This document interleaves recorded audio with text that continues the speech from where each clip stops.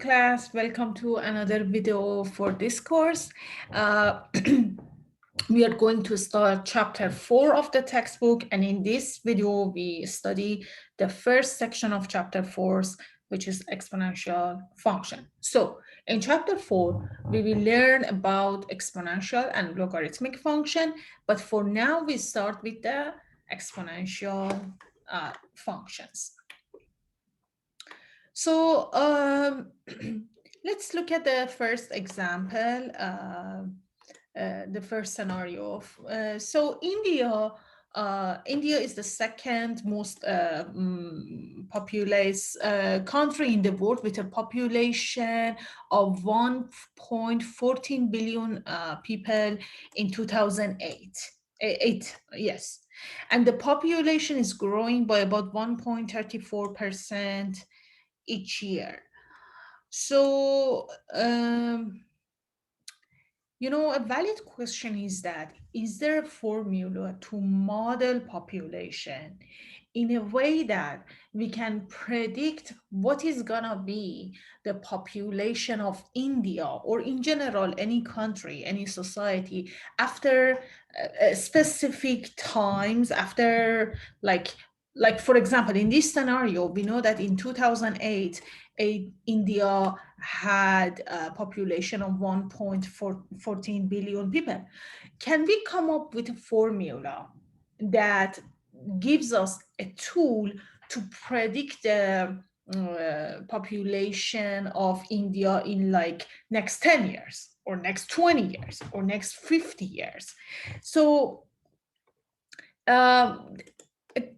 so the purpose of this section is to study problems like this and see if we can come up with a formula for these kind of questions. So to start, I'm gonna look at this example of the textbook. So in this example, textbook says, suppose you have a company, let's call it company A, and it has 100 stores and expands by opening 50 new stores every year. So maybe I summarize this on the board. So in this example, we have company A. Okay. Initially, this company has 100 stores, right? So initially, they have 100 stores. It has 100 stores, and they expand by opening 50 new stores per year. So every year they open 50 new store per year. They add 50 new store per year each year. Okay. There is another company, let's call it company B. That company also has 100 stores and expands by increasing the number of stores by 50% of their total each year. So to summarize that, company B initially has 100 stores. So pay attention that these two companies, both of them have the same number of stores at the same time. But they're gonna expand, but their rate of expansion is different. They increase the number of stores by 50% of the total each year. So they're gonna add 50% of their total, the number of total stores each year will be added. So company B originally, company B starts with 100 stores. Then after 1 year, they're gonna add 50% more stores. After another year, which is the second year, they're gonna look at what is the total number of the stores that they have. They add another 50% of that total again. So now, let's look at a few years. Let's see what's going to happen after a few years. So in this table, so maybe I do not repeat the table. I just explain it. I just explain it through the same picture that we have in the textbook. So originally year zero, so we call it zero, that's the initial time when they start. So when they start, company A had 100 stores. After a year, they added 50 more new stores. So 100 plus 50 gives us 150. So the first year, I mean, after the first year, they're gonna have 150 stores. Let's go to, let's move another year, which will be the second year. The second year, after second year from the opening, they're gonna add another 50 more stores. So they're gonna end up with a total of 200 stores. And after third years from the beginning, they're gonna add again another 50 stores. So they're gonna end up with 250 stores in total. Okay, so that's the picture of company A. By this rate, if they grow, recall how the company A is growing, they're adding, company A increases the number of stores by 50 new stores every year. So whatever is the amount of number of stores in that year, just add one more 50, you can get the total number of stores after that many years. Okay, so that's company A. Now let's look at company B.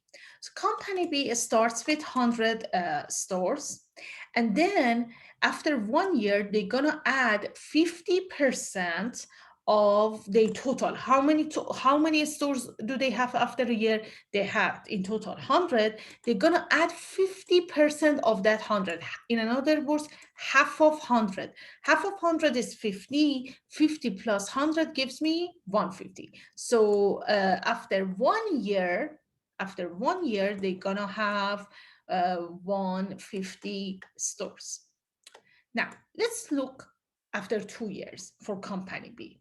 Okay, so they're gonna look at the total number of the stores that they have. Okay, at this time, they have 150 stores, and they're gonna add 50%. They're gonna add new stores. How many? For 50% of this total. So 50% of 150, which is, I can show you the calculation. So 50%, first of all, when you want to do 50% of a total, so 50% divided by 100 gives us 0.5. 50% of means multiply by one, total of 150 gives me 75. So that means after second year, they need to open 75 new stores. Okay, so they add 75 new stores, and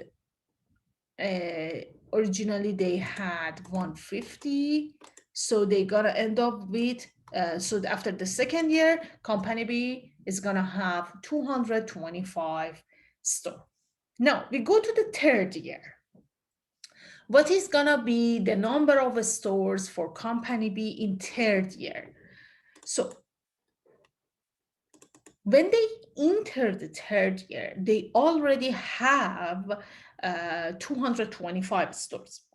They're gonna add, look at the growth rate one more time. The growth rate is they're gonna increase the number of stores 50% of the total each year. So 50% of total, that is gonna be, they're gonna add 50% of 225. Okay, let's calculate that. So they're gonna add 50% of 225. That becomes 112 0.5 new stores. They're gonna open these many new stores. So adding to the stores that they already have, 200 to 5, it's gonna be 335.7 total number of stores. So okay, so first of all, we predicted the number of new stores for both company A and B. Now let's compare them.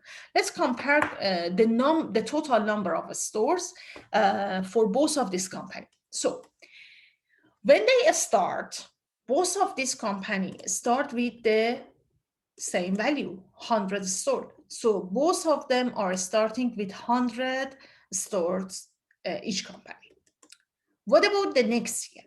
After 1 year, company A has 150 store, company B also have 150 stores. So they both grow by 50 new stores in the first year. What about the second year?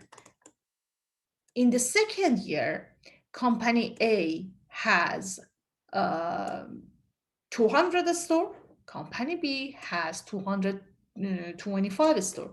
The reason is that store A grows by 50 new store, B grows by 75. So here you have for B you have more new stores.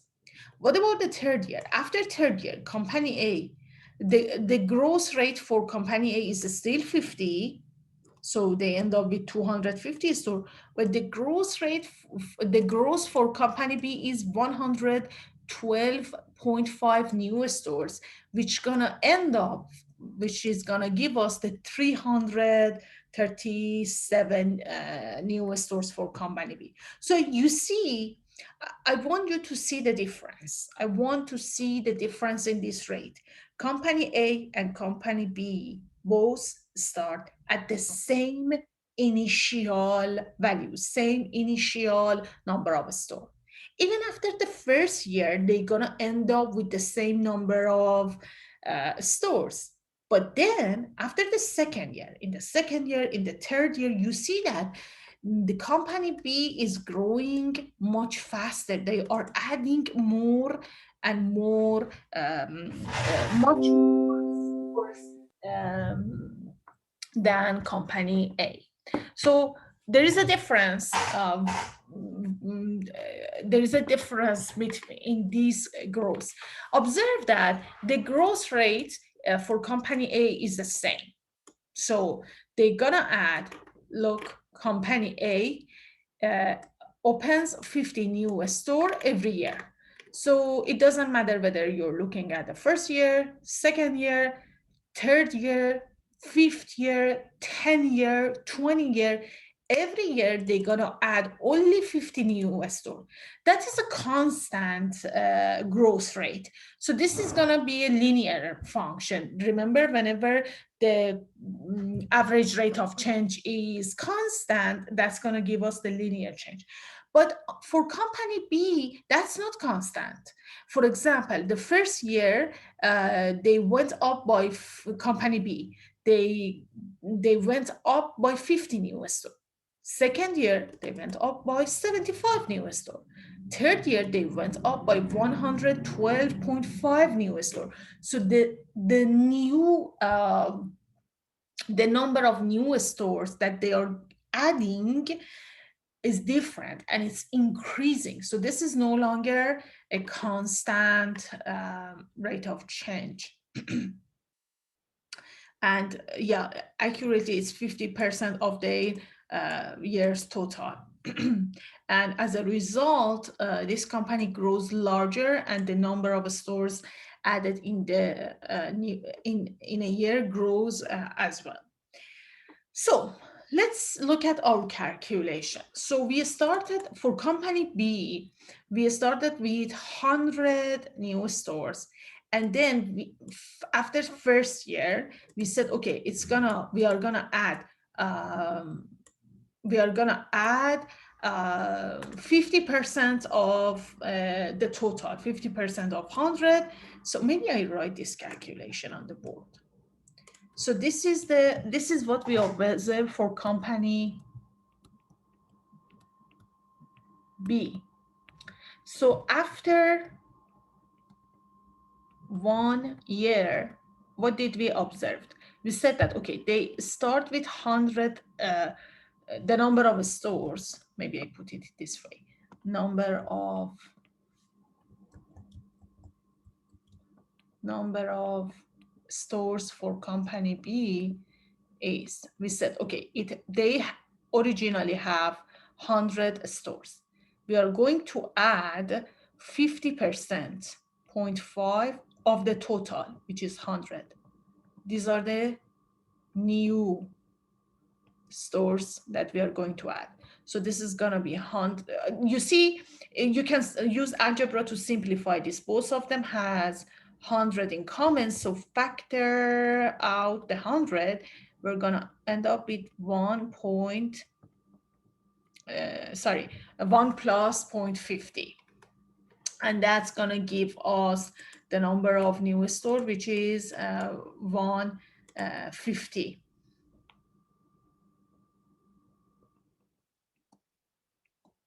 Right? Okay. So what about second year? After 2 years,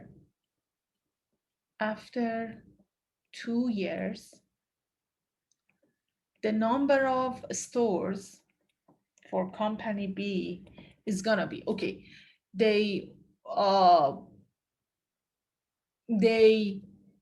okay, we are going, how many stores do they have at this time? They have 150 stores. How much new, so when we enter the second year, the company already have 150 stores, but they're gonna add 50% of the total stores that they have. So they're gonna add this value. Again, you see we have 150 in common, so you can factor this out to do the calculation. Let me show you the calculation. So 1 plus 0.5 is this multiplied by 150 is gonna be 225, the total number of stores. Now let's look at the calculation after third year, after 3 years. So what's gonna be after 3 years?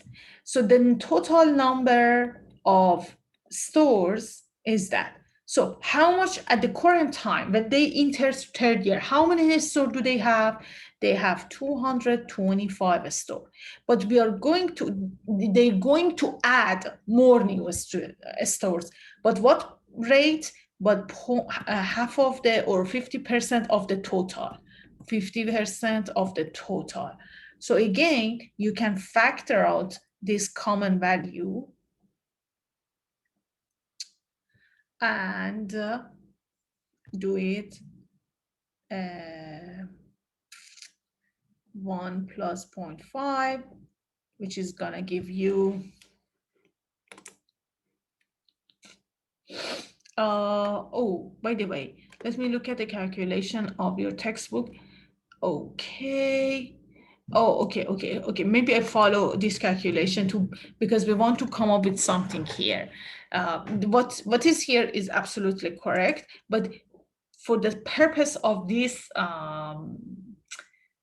for the purpose of getting to the formula, I need to follow these algebra steps. So when we get here, which is like here, then 150, we replace 150 with the format we got it. Okay, so I'm gonna redo this.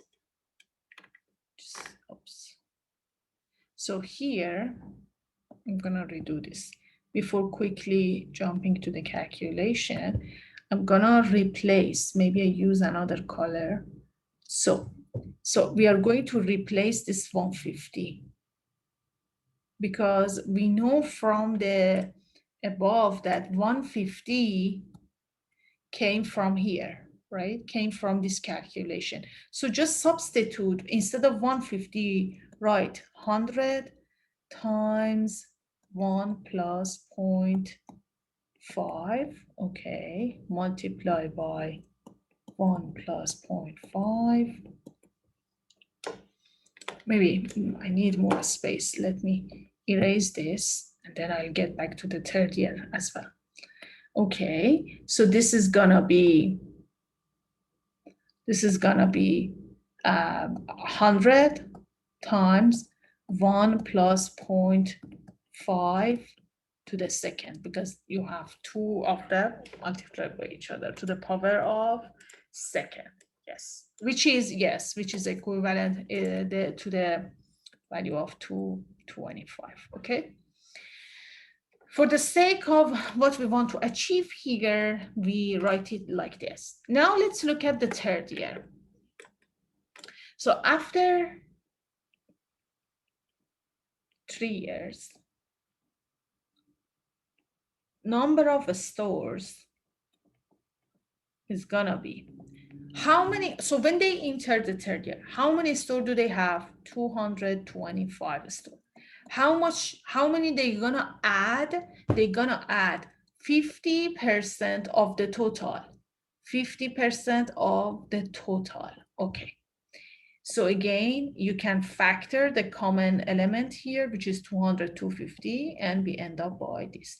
Now, I'm gonna replace, look, from the previous calculation, we saw that 200, I'm gonna replace this by here, because we know that 200, 250, we got that from this calculation, right? So just replace 200, 250 by 100 times 1 plus 0.5 to the power of 2, okay?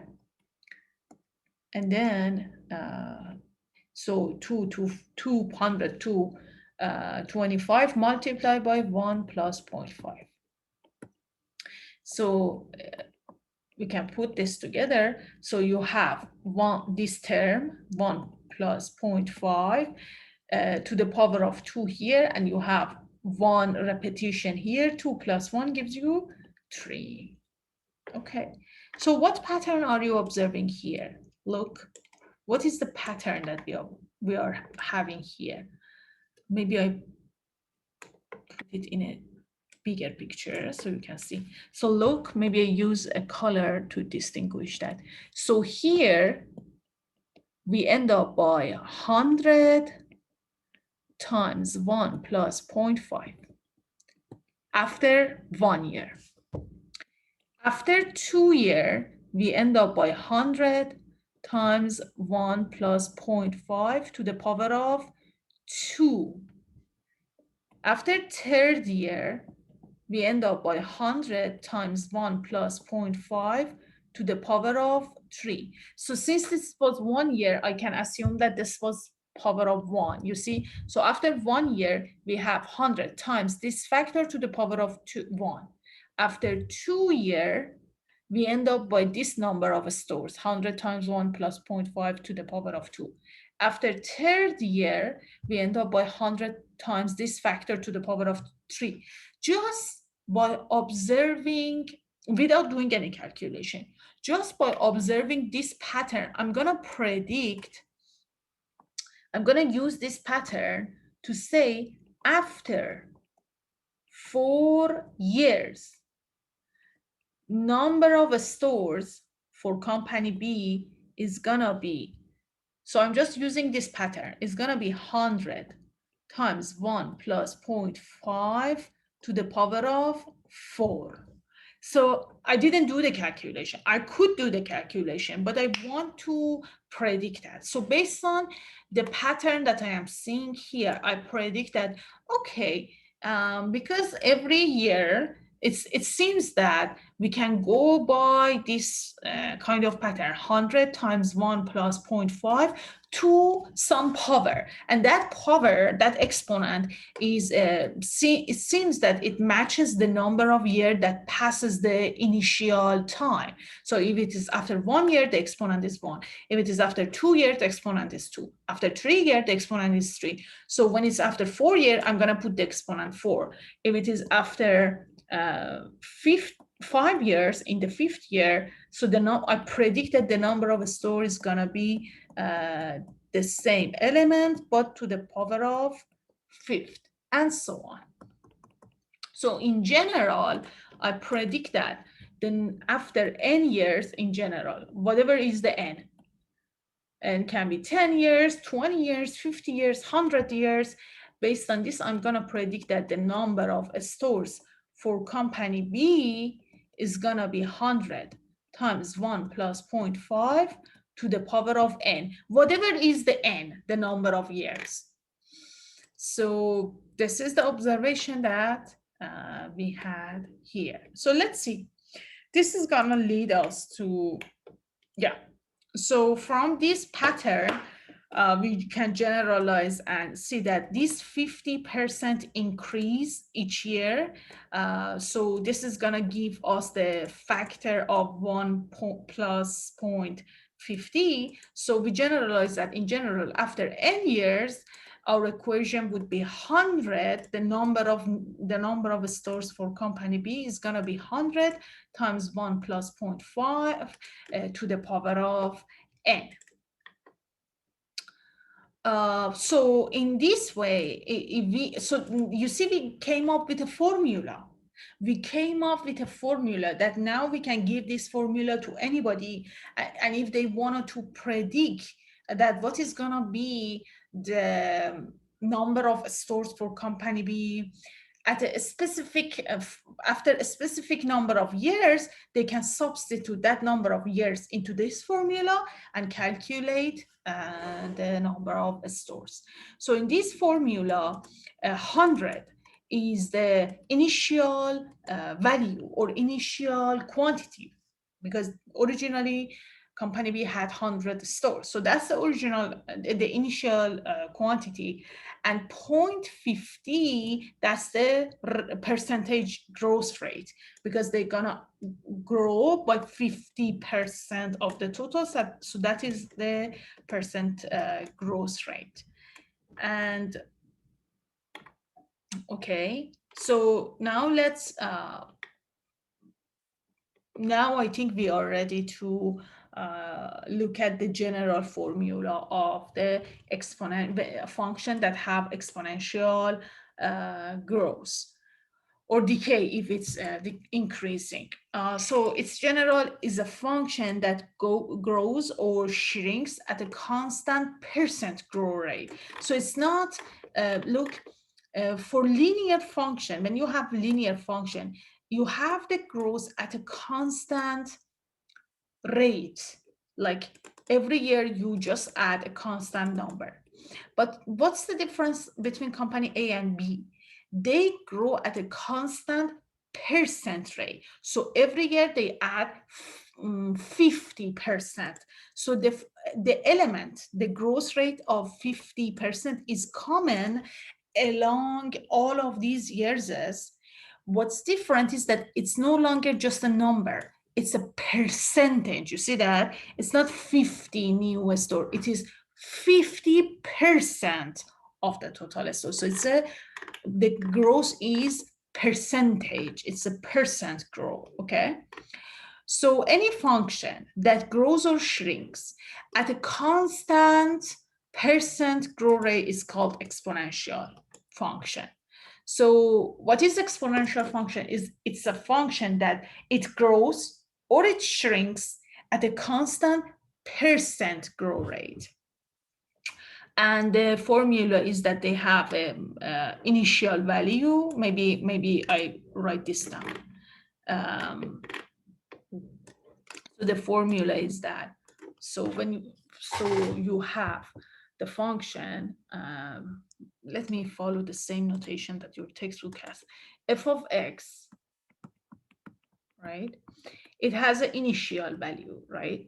So let's call that initial value, let's label it with something. For example, A, your textbook called it A, labeled it A. So A is the initial value times 1 plus, here we put that percent growth rate. Like in company B, the percent growth rate was 50%. So percent growth rate, which is, let's I don't know, name it R to the power of x, because the input value, this is the input value.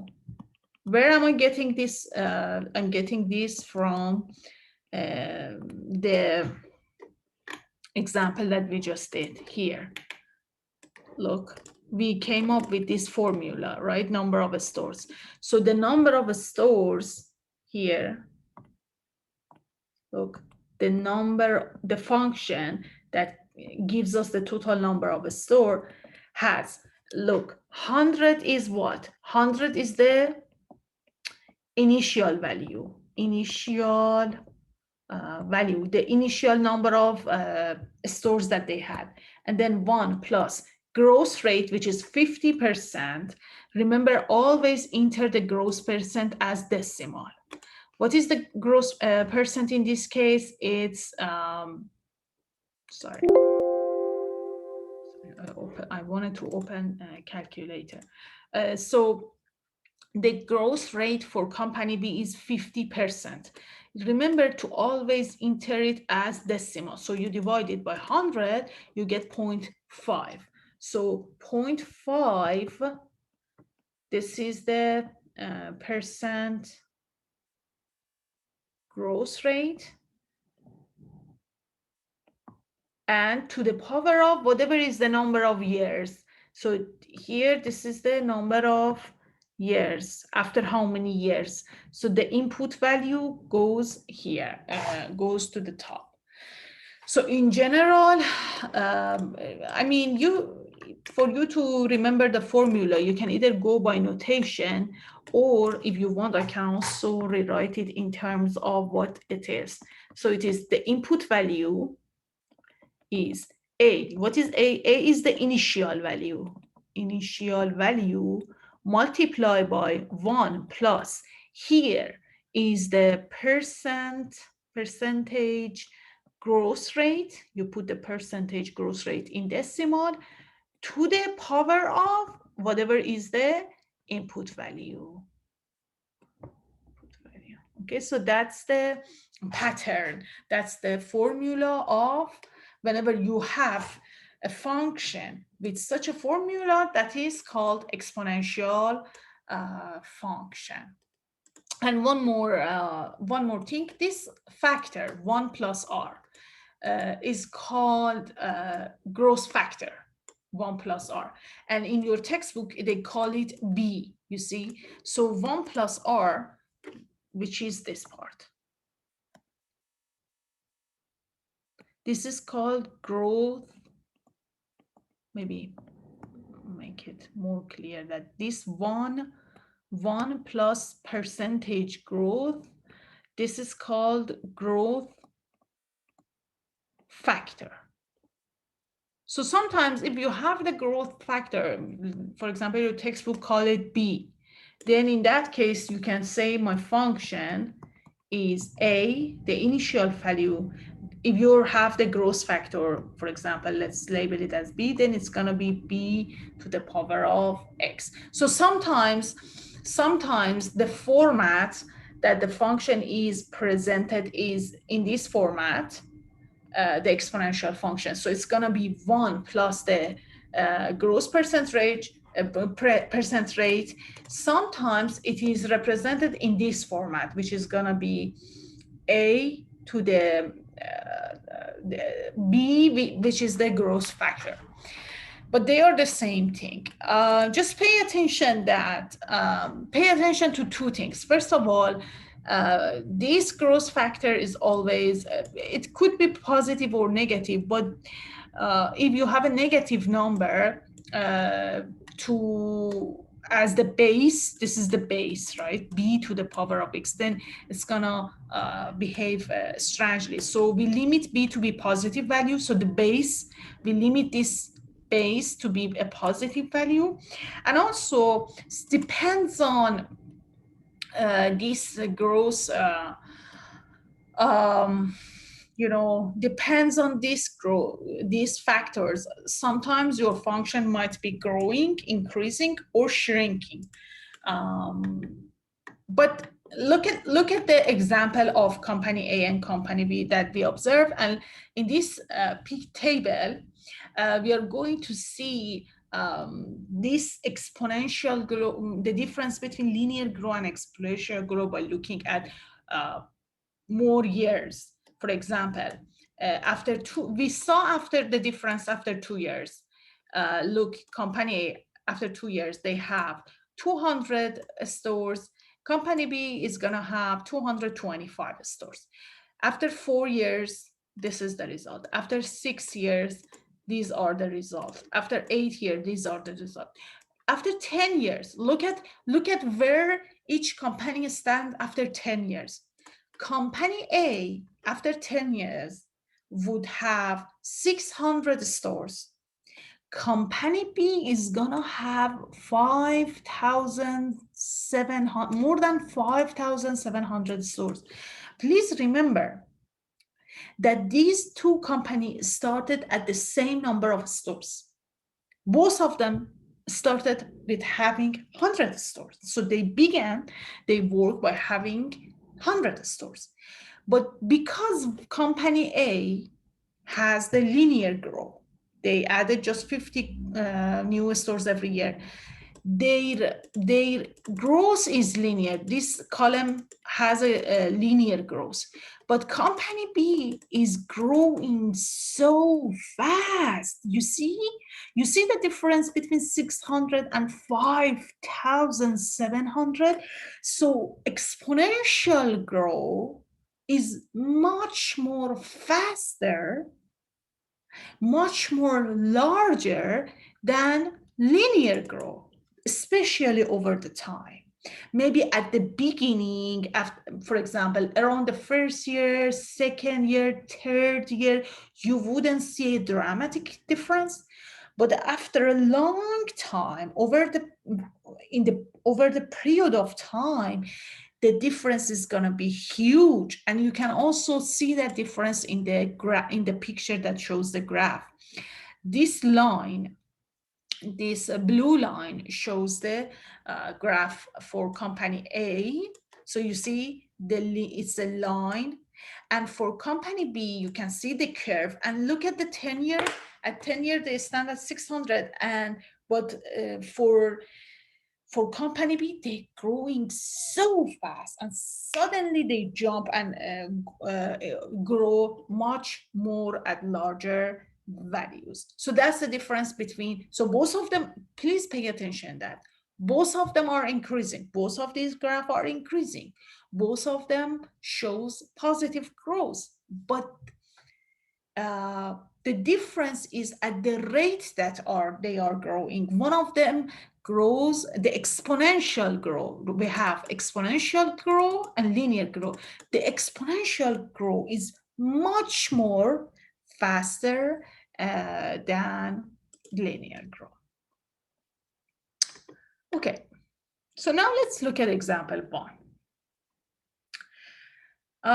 So the question says, write an exponential function for India's population and use it to predict the India population in 2020. So at the beginning of this video, I started with the India example that let me summarize that. So we said in India in 2000, so this is example 1.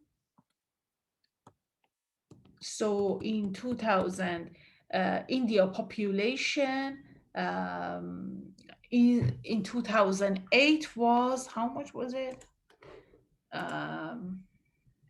India's population of 1.14 billion in 2008. Okay, so in 2008, the population is 1.14 billion. In India, 1.14, yes, billion. And they have a percent growth rate of 1.34%. So this is not a constant growth rate. The rate of growth is percentage. So the percent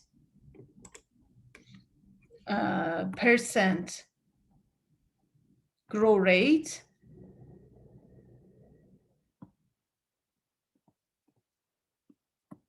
is 1 point, I think 34%, right? Let me check.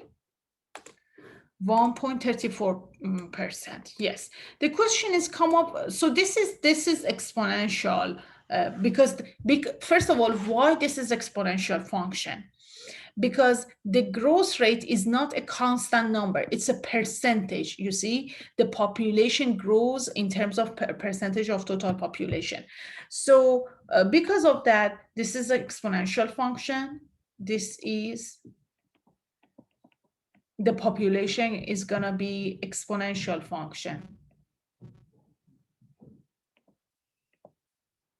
Okay, so we should use this formula that f of x is going to be 1 plus r to the x. So let's identify each element here.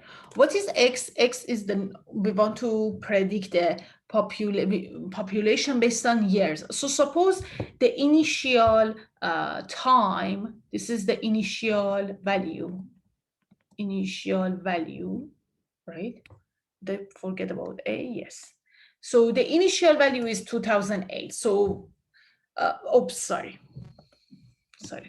This is not the initial value. This is the starting time when x is 0. When x is 0. What is x? X is the number of years. X is the number of years.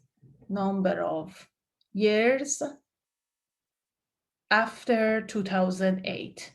After 2008. So suppose 2008 is our starting time. So that's the starting time, and at 2008 the population was this much, so this is going to be initial population. So this is going to be A. So A is 1.14, so I'm going to substitute that. Okay, so f of x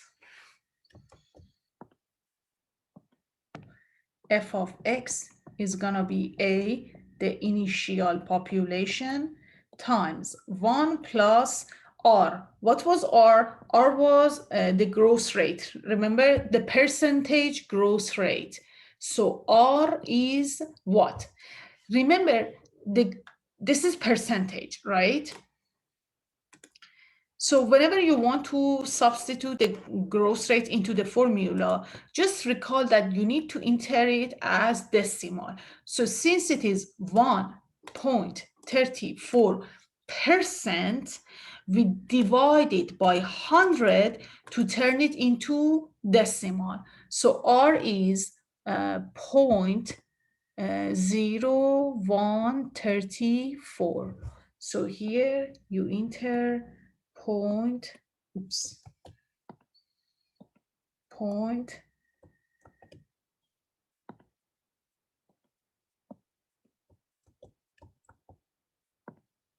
sorry about that.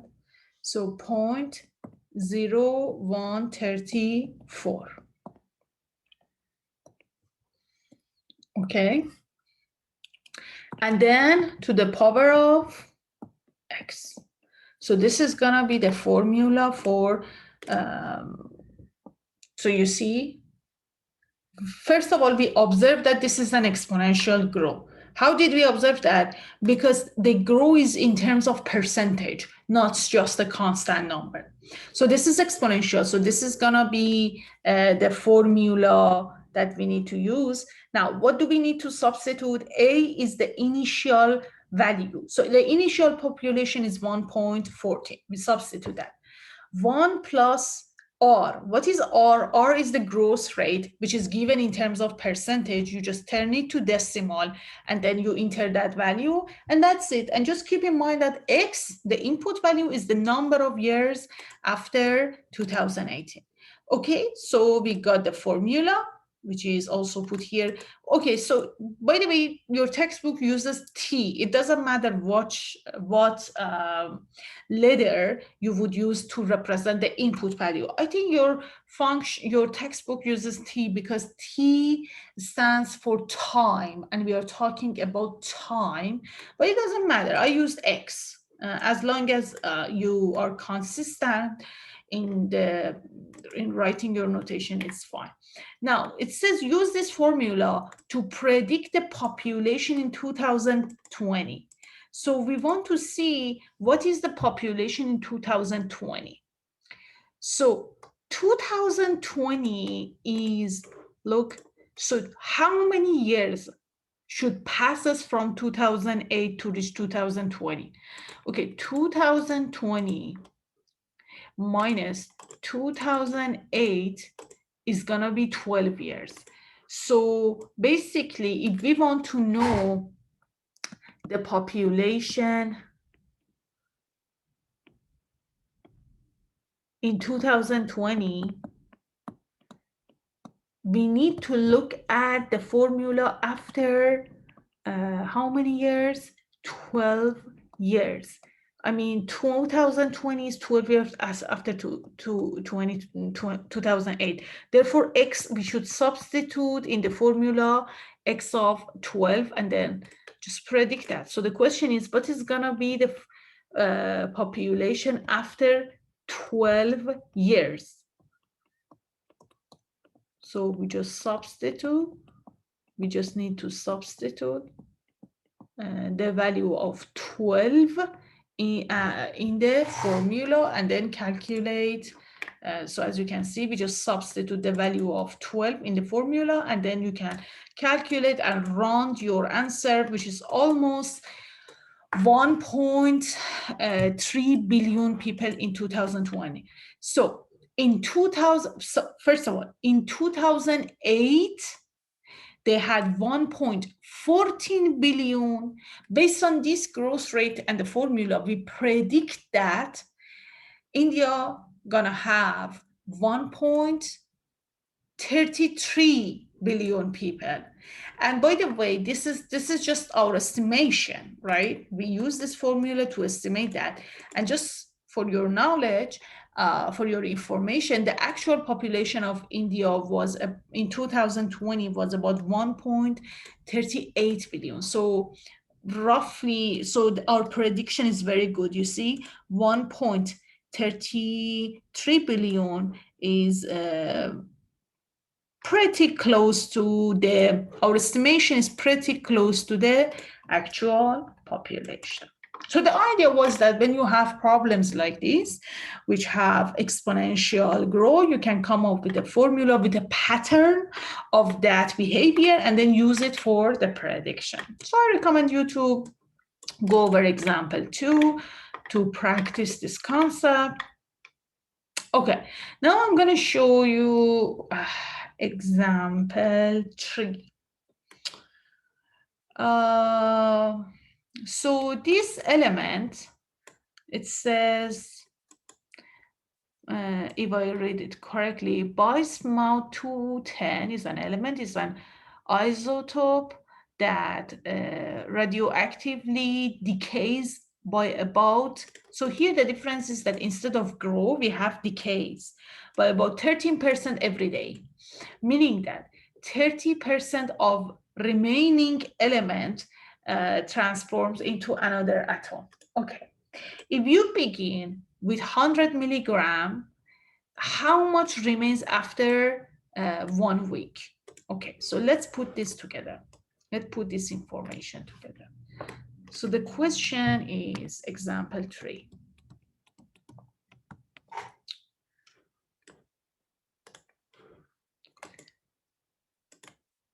So what is the initial value? We start with 100 milligram of this element.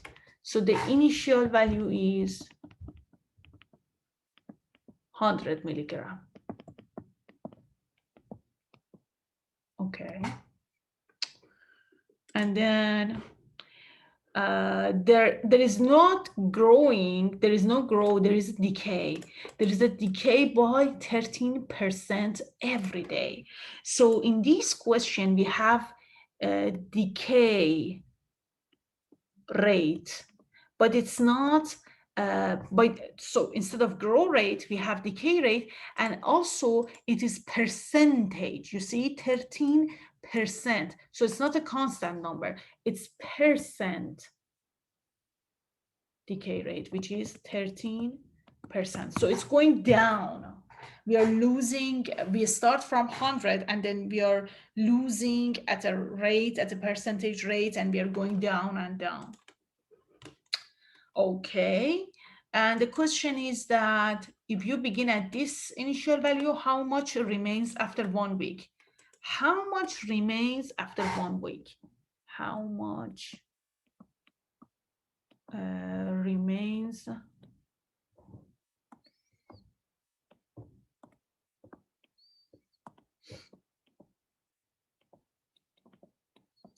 after 1 week? Okay, look, this rate is not per week, the rate is each day. Okay, so the decay rate is 13% each day. For that reason, I need to translate 1 week in terms of day. That is gonna be 7 days. Okay, so instead of 1 week, I should use the wording of 7 days, because my rate is in terms of the unit for my rate is day. So I should also change the unit of week to rate today. Okay, so the question, okay, so again, because the rate, decay rate is percentage, right? So this is gonna be exponential function, right? Exponential growth, exponential function. So let's first find the function and then we can use it to do our prediction. So what is the format of function, exponential function? It's f of x is the initial value 1 plus the percentage rate, the growth rate or whatever, to the x. This is the formula. Now let's substitute this value. So what is, okay, so f of x, what is x, by the way? X should be number of x is the number of days, because we want to look at because there is a change every day, right? So when you look at the initial value, after a day, you have a different value. After 2 days, you have a different value. So X stands for number of days here. Okay, equal. What is the initial value? It's 100 milligram. 1 plus, what is the rate? What is the percentage rate? Okay, it's 13%. So first of all, do not enter it as percentage. Turn it to decimal. 13 divided by 100 is gonna give me 0.13. So first of all, it is 0.13. Second of all, because it is decay, so it's a negative rate. Because when you have increasing, when you have growth rate, the rate is going to be positive value. But when you have decreasing trend, you have a decay, the rate is negative, because whatever is the initial value, you should, when you have decreasing, you are subtracting something from the initial value so that you get the smaller value. So we are going down. Since we are going down, this tells us that R must be negative 0.13. Okay, so to the power of x. So that's the function. So the function is, so if you want to know the number that we have after whatever number of days, you need to use this formula, 100 times 1 minus 0.13 to the power of x. So it's gonna be, if you want to simplify it, you can also do that. You can say 1 minus 0.13, which is 0.87, right? To the x. Yeah. So that is the function, right?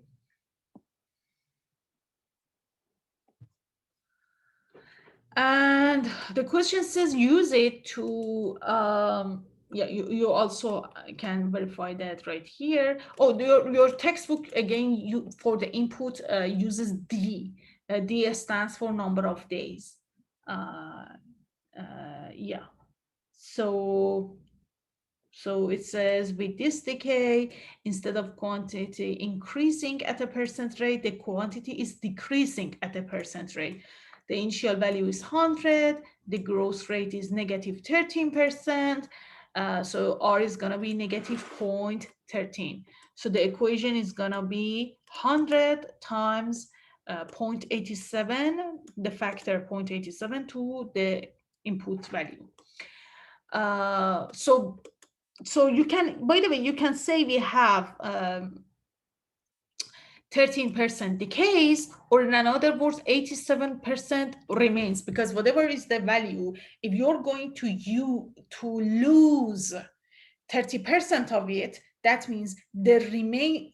Alternatively, you can say that the remaining is 87%. So instead of 100%, we lost something, and we end up with 87% remaining. So after 1 week or 7 days, after 1 week, or let's evaluate it, after 1 week or 7 days, so the remaining balance is gonna be, so you substitute 7 here, and then you use your calculator in order to calculate this. So we are gonna end up with 37.73. So again, observe that we have a decreasing trend here, meaning that at the beginning, the level of this element was 100.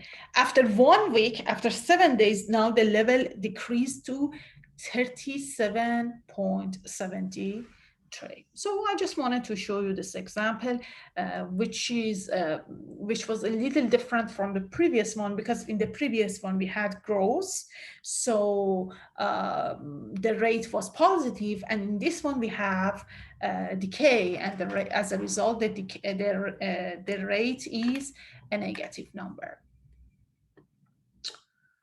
I recommend you to go over example 4, and the next concept is finding equation of exponential function. Okay, so let's look at example 5. Because so far the examples that we did, yes, we came up with the equation of the exponential function, but everything was clearly given. The initial value was given, the growth rate was given, so we just substitute those elements into the formula. But in practice, you may not be given all of these elements. So the example 5 is a good case of that, is a good example of that case. It says in 2009, 80 deer were reintroduced into wildlife refuge area from which the population had previously been hunted to elimination. By 2015, the population had grown to 180 deer. Okay, let me write that down. Before going forward, let me just put that information here. So example 5, we are doing example 5. It says in 2009, so in 2009, so here is the time or year, and we know that the number of deer was 80. Number of deer was 80. And then in 2015, the number decreased or increased to 180. Increased to 180, right? Okay, if this population grows exponentially, so this is given, they tells us that the growth rate, this has exponential growth, exponential growth. This population has exponential growth rate. Find a formula for the function. Find a formula for the function. Okay, so since it says that it has exponential function, I know that I should use the formula that says f of x is, it doesn't matter, we have two formula. One formula says a1 plus r to the x. This is the percentage growth. The other one says, so you can either use this one in which r is percent growth rate, or you can use the other formula, the other format that says a times b to the x, in which b is the growth factor. Or in other words, b is the same as 1 plus r. It doesn't matter which format you would use. You can go by any of them. Because I have shown you the first format in a couple of examples, maybe I use the second format so that you see an example of this as well. Okay. So what is x in this question? So f of x is, what is x in this question, by the way? X is, we are looking at the number of years after, we are looking at this population over time, right? So x is time. For example, we say at 2009, the population is 80. In 2015, the population is 180. So we are looking at the population over time. So the input value, in other words, this is the input. The input value is time. The output is the number of years, right? So x is gonna be time,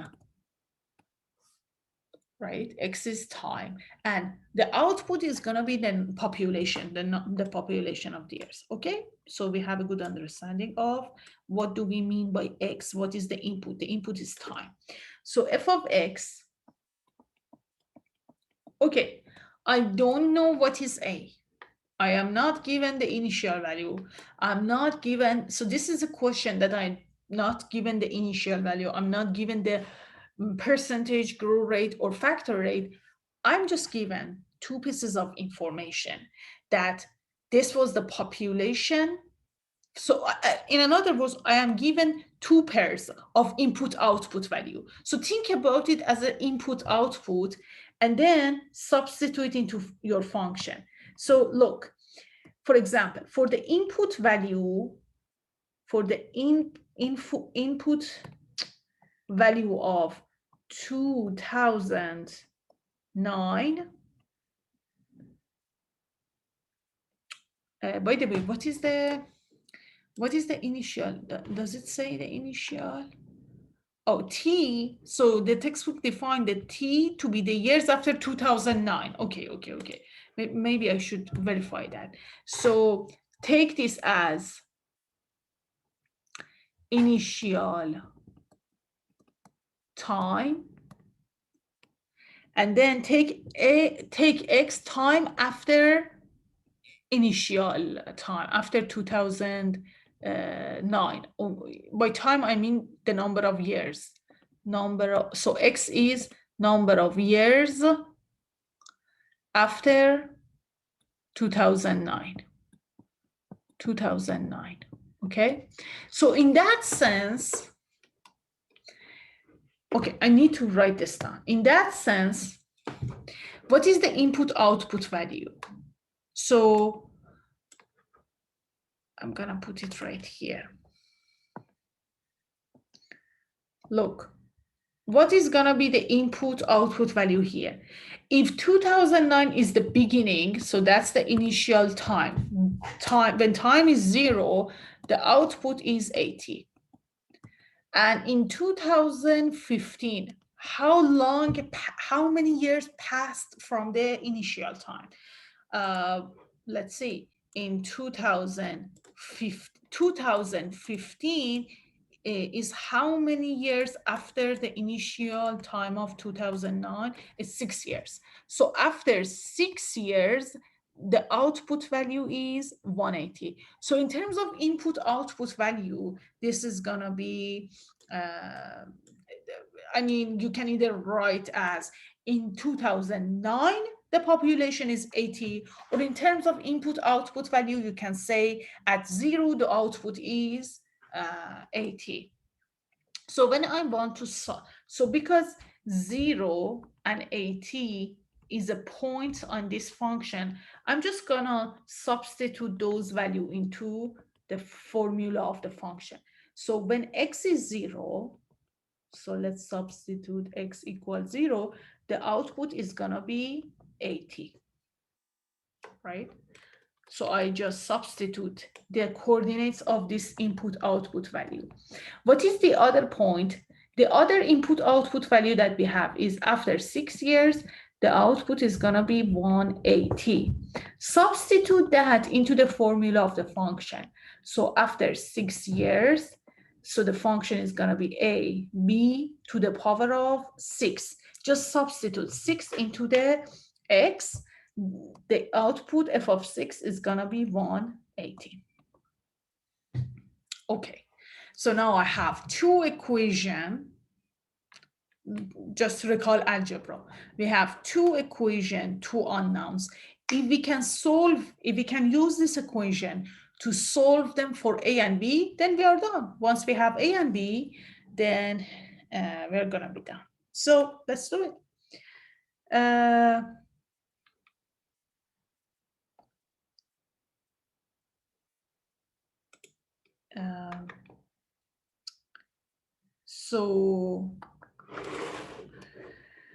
So as you can see from the first equation, we get that a, because b to 0, any number to 0 is going to be 1. So we get that a is 80. So the initial value is 80. Now substitute that into the second equation, because now you know that a is 80, b to the power of 6 is 180. So now solve this equation for b. B to the 6 is gonna be divide both sides by 80. And then you need to take the root 6 of this value. 9 to the 4th. If you simplify, this is gonna be 9 to the 4th. And then take the roots. B is gonna be positive, negative of root 6 of 9 to the 4. And then you can use a calculator to do the calculation. And if you don't have a scientific calculation, as always, you can go to GeoGebra, which offers free scientific calculator. And then here, insert what you want to calculate. So in this question, I want to calculate root 6 of 9/4, root 6. So this is gonna be 6. Root is 6, and then inside I'm gonna have 9 over 4. There we go. This is the answer, and I think your textbook rounded this, right? They rounded this to 4 decimal. Let's see, 1.1447. Yes, when you cut the rest of, when you cut at the fourth decimal and remove the rest, you're gonna end up with this value, right? Take the sixth root of this. And recall that this must be positive, so I'm gonna just take the positive sign because the factor must be positive. So I'm gonna hold just the positive side. So B is gonna be 1.1447, almost, because we rounded this to two decimal. Okay, we are done. Once you have, so the function is A is 80 times B, which is 1.447 to the power of X. Once we have the A and B, we can substitute that into the equation to write the equation of this. I use the letter X, and your textbook uses letter T to represent the input variable. It doesn't make a difference in the formula. And again, recall that B, this number 1.774 is the same as 1 plus R. So in case you need R, you want to see what is the growth rate, just put it into this formula. In other words, subtract 1 from this, then you can find the percent growth rate. Or in other words, the population is growing by 14.47% each year.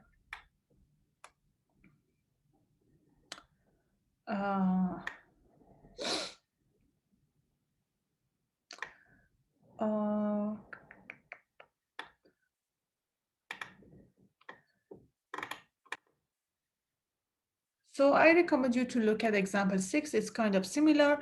You are told that suppose you have exponential function that passes through these 2 points. So you are given the input, you are given 2 pairs of input output value. Just use the same idea to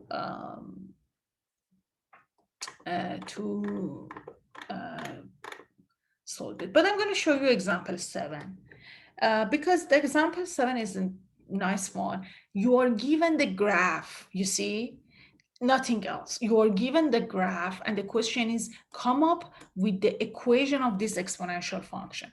So I'm gonna, let me see if I can take a picture of this. No.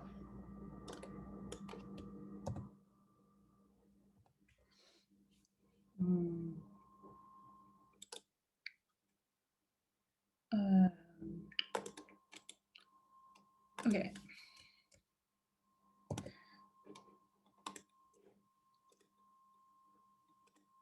So I'm gonna show example 7 here.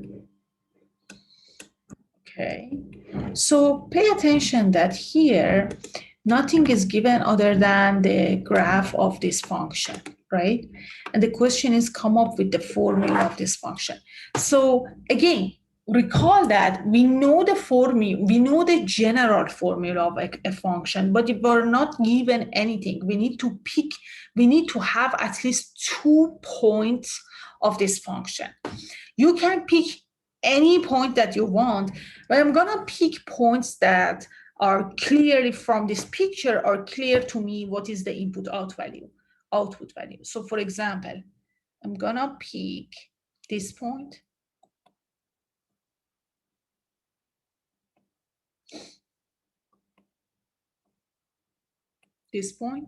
because I can clearly see that the input value is -1, the output value is 1. You can pick any point, but I'm gonna pick a point that I can see the input output value.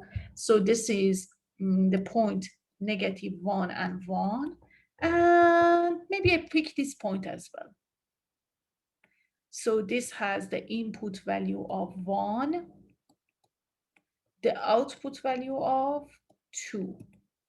Okay, So now that's enough. When I have 2 points of the graph, I can come up with the equation of this function, because I know that the general equation of, I'm told that this is exponential, right? This is, this is exponential function, right?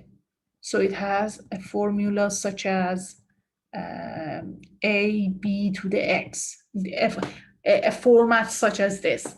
So if we substitute the input value of -1 and 1 into this equation, we're gonna get f of the input -1, which is gonna be a b to the -1. That's the input value. What is the output? Is 1. And if I substitute the other point, what is the other point? 1 and 2. So when the input is 1, so that means in the formula you substitute 1, the output is 2. Okay, so now we have 2 equations, 2 unknowns. The rest is algebra. Just solve these 2 equations to find a and b. So what does the first one tells me? The first equation tells me that a times b to the -1, you can flip it. It's 1 over b, right?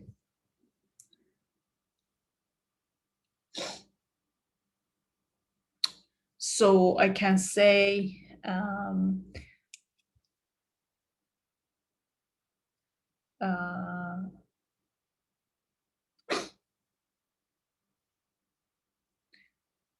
let me see if we can.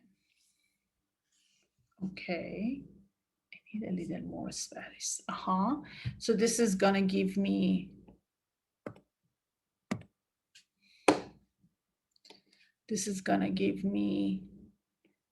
A equals B.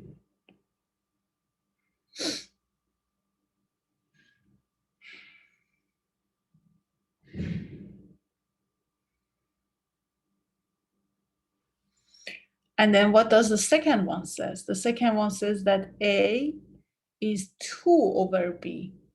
I can solve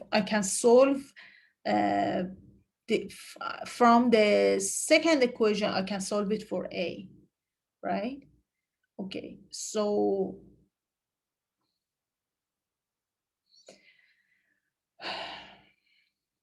from the first equation,